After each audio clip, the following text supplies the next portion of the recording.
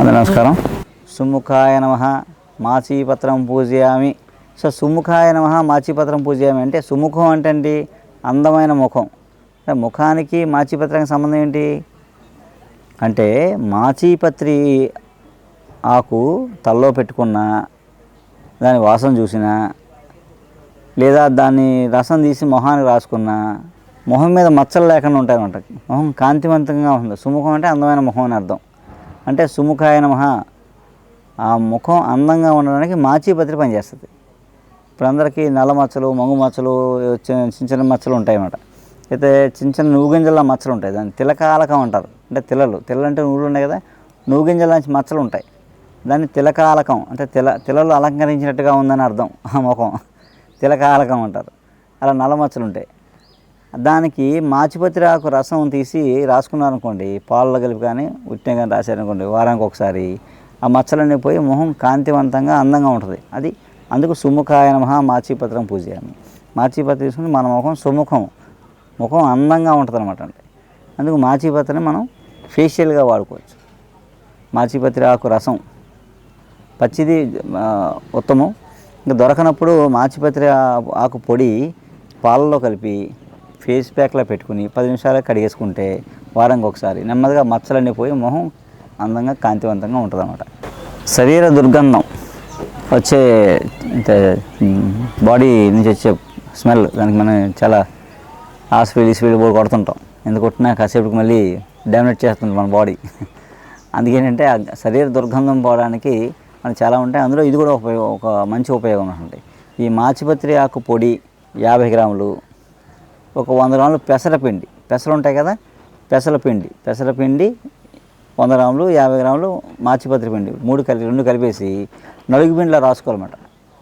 ఒళ్ళు వాటర్ తడిపేసి విధంగా పొడి ఒళ్ళంతా రాసేసుకుని 1 నిమిషం ఆగి స్నానం చేసేసారనుకోండి, వారానికి ఒకసారి ఆ శరీర దుర్గంధం పోతుంది. 2 శరీరం మచ్చలు పోతాయి, శరీరం కాంతివంతంగా ఉంటుంది అన్నమాట. చాలా స్కిన్ కూడా చాలా మృదువుగా ఉంటుంది అన్నమాట. ఈ మాచీపత్రి మనకి ఆకలి లేకపోవడం, పెద్దలకు కానీ పిల్లలకు కానీ అందరికీ ఆకలి అనేది ఒక సమస్య కూడా ఉంది.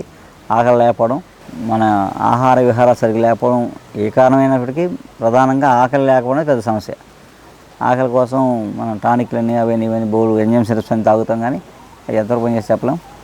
కానీ ఏంటంటే ఆ పూర్వం ఇళ్లలో ఏం చేసుకున్నారంటే మాచిపత్రి ఆకులు ఇలా ఆకులు తుంచి, ఇలాంటి ఆకులు 100 గ్రాములు మాచిపత్రి ఆకులు, 10 గ్రాములు సొంటి పొడి వేసి మెత్తగా నూరి చిన్న మాత్రలు చేసుకుని ఉంచుకోవాలన్నమాట. నేను ఆరబెట్టేసుకోవాలి. ఆరిపోయిన సీసాలు ఉంచుకుంటే ఒక 6 నెలల పాటు పనిచేస్తాయి. అవి ఆకలి వేయట్లేదు అనుకోండి, పెద్దవాళ్ళు అయితే 2 మాత్రలు రోజు ఒక 15 రోజుల పాటు రోజు 2 మాత్రలు వేడి నీళ్ళతో వేసుకోవాలి. వేసుకుంటే మంచి ఆకలి వేస్తాం. లోపల జీర్ణశక్తి బాగా పెరుగుతుంది, ఎంజైమ్స్ బాగా రిలీజ్ అయ్యి ఆకలి పుట్టి తిన్నది బాగా జీర్ణమై వంట పడుతుందన్నమాట. అలాగే పిల్లలు కూడా, పిల్లలైతే 15 సంవత్సరాల లోపు పిల్లలు ఎవరికైనా ఒక మాత్ర, ఇంత శనగ మాత్రలు చేసుకోవాలి. రోజుకి చిన్నపిల్లలైతే ఒక మాత్ర వేయాలి. వేస్తే వాళ్ళకి ఏమవుతుందంటే జీర్ణశక్తి పెరగడంతో పాటు లోపల ఏమన్నా నులుపులు ఉంటే వామ్స్ ఉంటే పోతాయి అన్నమాట. మనం డివార్మింగ్ అని చెప్పేసి బెండెక్స్ అవి వేసుకుంటాం, అవి ఏంటంటే అంత హితం కాదు. అటు వల్ల ఎప్పటికైనా సైడ్ ఎఫెక్ట్లు వస్తాయి. ఇదేంటంటే ఒక 20 రోజులు పిల్లలకి వాడిచ్చామంటే అటు నులుపులు పోతాయి, ఇటు ఆకలి పెరుగుతుంది, జీర్ణశక్తి పెరుగుతుంది. తిన్నది జీర్ణశక్తి పెరగడం కాదు, తిన్నది వంట పట్టాలన్నమాట. ఆ వంట పట్టేలా చేస్తుంది, పిల్లలు ఆరోగ్యంగా ఉంటారు. చెట్టు కిందకి వెళ్తేనే జబ్బులు తగ్గుతాయనే దానికి నేను ఒక ఆన్సర్ చెప్తాను. అంటే అన్నీ డౌటే కదా మనకి. మనం డౌట్ ముందు పుట్టి వెనక మనం పుట్టాం, అంటే అనుమానం ముందు పుట్టి వెనక మనం పుట్టాం. మనందరం అంతే, అన్నీ డౌట్లే మనకి. అందుకేంటంటే ఒక రాజ్యంలో 2 రాజ్యాలు ఉన్నాయంట, పక్క రాజ్యాలు. 2 రాజ్యాల్లో 2 మంచి అనుభవం అంటే డాక్టర్స్ ఉన్నారన్నమాట, వైద్యులు ఉన్నారు. ఇంకా అపారమైన నాలెడ్జ్ అవుతుంది. ఇంకా ఎవరు వాళ్ళ శాస్త్రాన్ని మించలేరన్నమాట. అంత అద్భుతమైన వైద్యులు అన్నమాట 2 కూడా. అయితే మా వైద్యులు గొప్ప అంటే రాజు 2 పోటీ పడ్డారు. మా వైద్యులు గొప్ప అంటే ఆయన మా వైద్యులు గొప్ప. సరే ఎవరు గొప్ప తేల్చేద్దాం అని చెప్పేసి ఆ డాక్టర్ల దగ్గరికి, ఎలా కాదు నువ్వు గొప్పవాడని చెప్పుకోవాలని ఇది చెప్తారు. ఆయనకి అది చెప్తారు. సరే అంటాడు. సరే ఈ డాక్టర్ ఏం చెప్తారంటే ఆ రాజ్యంలో డాక్టర్కి, నేను ఒక పేషెంట్ పంపిస్తాను, ఏ మందు వేయకుండా బాగు చేయాలని చెప్తాడు. నేను ఒక పేషెంట్ పంపిస్తాను, వాడికి నువ్వు ఏ మందు వేయకుండా బాగు చేసి పంపించాలంటాడు. అలాగే అంట. సరే ఇప్పుడు ఈయన ఏం చెప్తాడంటే, పంపాలి కదా పేషెంట్ మరి అంటే ఏమనుకుంటాం మనం, బాగా అన్ని జబ్బులు ఉన్న సెలెక్ట్ చేసి పంపేస్తారనుకుంటాం. అలా చేయలేదు. రాజుగారిని పిలిచి, రాజుగారు మన రాజ్యంలో బలిష్టమైనవాడు, ఇప్పటికి జ్వరం కూడా ఎరగనివాడు, యుక్త వయసు వాడు, మంచి దారిద్ర్యం ఉన్నవాడు, బలిష్టమైనవాడు, సంపూర్ణ ఆరోగ్యవంతుని సెలెక్ట్ చేయండి అంటాడు. పోటీ పెట్టి సెలెక్ట్ చేస్తారు ఒకరిని. అడిగి ఇప్పుడు జ్వరం లేదేం లేదు, మంచి కింగ్ మేకర్ ఉంటాడు, కింగ్ సూపర్ అన్నాడు. సరే వాడిని సెలెక్ట్ చేశారు.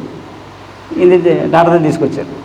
ఈ వైద్యులు ఏమన్నారంటే, బాబు నువ్వు ఆ రాజ్యం వెళ్ళు, అక్కడ డాక్టర్ గారు వైద్యులు ఉంటారు, ఆయన దగ్గరికి వెళ్ళి రా అంటాడు. సరే అప్పుడు వెళ్ళాలంటే నడిచే వెళ్ళాలి. అక్కడ వెళ్ళడానికి 40 రోజులు పడుతుంది అనమాట. చెప్పి నువ్వు ఒకటి గుర్తుంచుకో, నువ్వు నడిచే వెళ్ళు, నువ్వు ఒకటి గుర్తుపెట్టుకో, నువ్వు ఆగాలనిపిస్తే, అలసట వచ్చినా, పడుకోవాలన్నా, సేవ తీసుకోవాలన్నా, ఏదైనా తాగాలన్నా తినాలన్నా చింత చెట్టు చూసుకుని అక్కడే మాత్రమే ఆగు, ఏ చెట్టు దగ్గర ఆకు అని చెప్తారన్నమాట. చింత చెట్టు చూసుకునే వెళ్ళు, నీ మజిలీ అంతా చింత చెట్టే ఈ 40 రోజుల్లోని. ఇక వెళ్తాడు మన పాపం. ఇక్కడ ఇలా వెళ్ళినాడు ఆడికి పీనుగు అయిపోతాడు అనమాట. అండి చింత అంటే చింతలు కలిగించేదనండి. చింత చెట్టు day and night carbon dioxide release చేస్తారనమాట. ఆ చెట్టు కింద చిక్కిపోతాం. ఎవరన్నా సన్నగా కావాలంటే చింత చెట్టు తగ్గిపోతారు. ఎందుకు వచ్చింది అని ఆ డైటింగ్లు అని జిమ్ములు మనకి.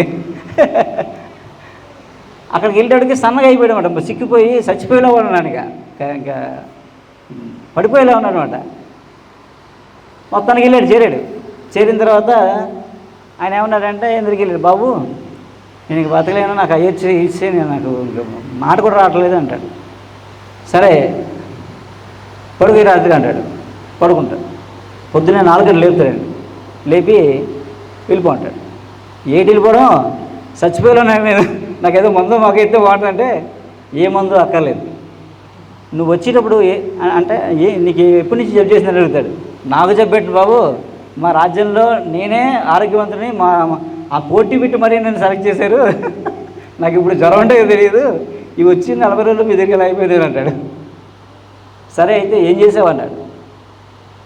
ఏం లేదు కానీ మా డాక్టర్ గారు, మా వైద్యులు, మా గురువు గారు వెళ్ళేటప్పుడు చించెట్టు దగ్గర ఆగి వెళ్ళమన్నారంటే ఒకటే చేసాడు అన్నాడు. వచ్చేటప్పుడు నువ్వేం చేసావని, చించెట్టు దగ్గర ఆగానండి, అంత తప్ప ఏం చేయలేదు అన్నాడు. సరే లేచిపోయి వెళ్ళిపో అంటాడు. ఏంటిని వెళ్ళిపోవడం, చచ్చిపోతానంటే ఇలా కాదు, నువ్వు వెళ్ళేటప్పుడు వేప చెట్టు దగ్గర ఆగుతూ వెళ్ళి అంటాడు. నీ మజిలీ అంతా వేప చెట్టు దగ్గర ఆగుతూ వెళ్ళిపో, తగ్గిపోతాడు. అలా తిరిగి మళ్ళీ వచ్చేటప్పుడు మళ్ళీ కింగ్ అయిపోతాడు అన్నమాట. అలా వేప చెట్టు గాలి శరీరాన్ని వృద్ధి చేస్తుంది, చేదు శరీరాన్ని డెవలప్ చేస్తుంది, సెల్ రీజనరేట్ చేస్తుంది అన్నమాట. అందుకు వేపలతో కడిగిన అన్నాళ్ళు మనం సెంచరీ కొట్టేస్తాం.